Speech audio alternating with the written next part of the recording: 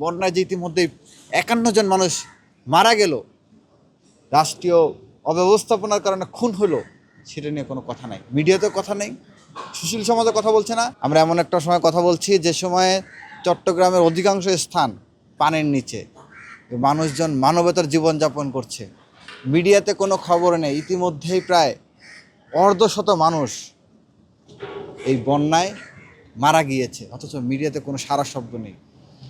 এবং সরকার কার্যতই পরিকল্পনা করেই মানুষের দৃষ্টি যাতে এই বন্যার দিকে না থাকে, এই ধরনের বিভিন্ন বিষয় সরকার নিয়ে আসছে।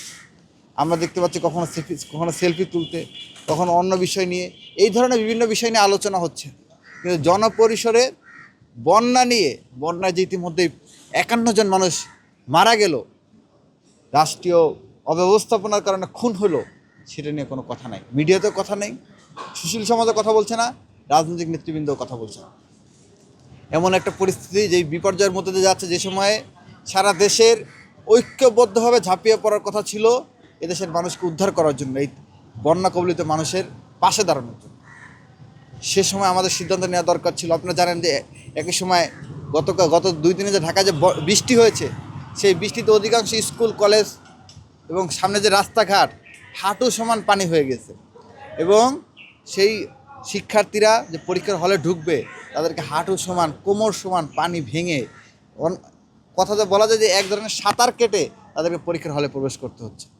আমরা বারবার দাবি জানিয়েছি যে পরীক্ষাটা যাতে এই আপৎকালীন সময় না নিয়ে অন্য সময় সমন্বয় করা হয়। এমন তো না যে বাংলাদেশের ইতিহাসে কখনো পরীক্ষা পিছানো হয় নাই। এই পরীক্ষাটাই আপৎকালীন সময়, গতকাল এবং আজকের পরীক্ষা, এবং আবহাওয়া অনুযায়ী যদি কালকেও এই ধরনের পরিস্থিতি থাকে এবং তারপরে যদি থাকে, এই কয়েকটা দিনের পরীক্ষা যদি সমন্বয় করে নেওয়া যেত অন্য বন্ধের দিনের সাথে, তাহলে শিক্ষার্থীদের কিন্তু এই ভোগান্তির মধ্যে পড়তে হতো না। আজকে দেখেন, এইচএসসি পরীক্ষা এমন একটা গুরুত্বপূর্ণ পরীক্ষা, এই পরীক্ষা যদি একজনের রেজাল্ট খারাপ হয়ে যায়, সেই রেজাল্টের খারাপের ফলাফল সে শুধুমাত্র তার এইচএসসি পরীক্ষা পর্যন্ত থাকবে, তা এই বিষয়টা কিন্তু এরকম না। সে যে সামনে যখন অ্যাডমিশন দিবে, অ্যাডমিশনেও জানেন, আপনারা জানেন যে এই এসএসসি পরীক্ষার একটা মার্ক অ্যাডমিশনে যুক্ত হয়, তাহলে সে অ্যাডমিশনে পিছিয়ে যাবে, সে ভালো একটা বিশ্ববিদ্যালয়ে ভর্তি হতে পারবে না। যার ইচ্ছা থাকবে মেডিকেলে ভর্তি হয়, সে মেডিকেলে ভর্তি হতে পারবে না। সামান্য আপনারা জানেন 0.1 মার্কের জন্য মেডিকেলে ভর্তি পরীক্ষায় কয়েক হাজার সিরিয়াল পিছনে চলে যায়।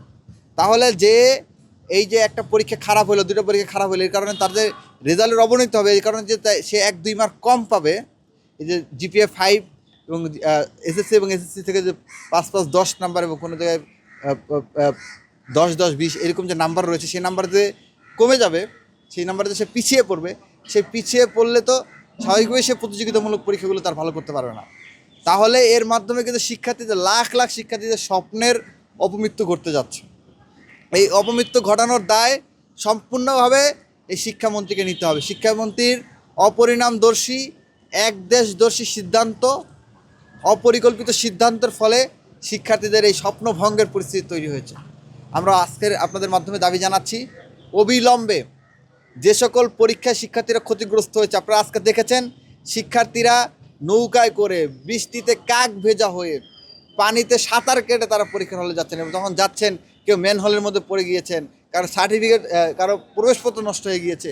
এই জন্য অসংখ্য ঘটনা শুধু ঢাকার মধ্যেই ঘটেছে। যে ঢাকা একটা নগরী, রাজধানী, সেখানেই ঘটেছে অসংখ্য স্কুলের, অসংখ্য কলেজের শিক্ষার্থীদের এই ধরনের পরিস্থিতি তৈরি হয়েছে। তাহলে গ্রামগঞ্জে কী পরিস্থিতি তৈরি হয়েছে?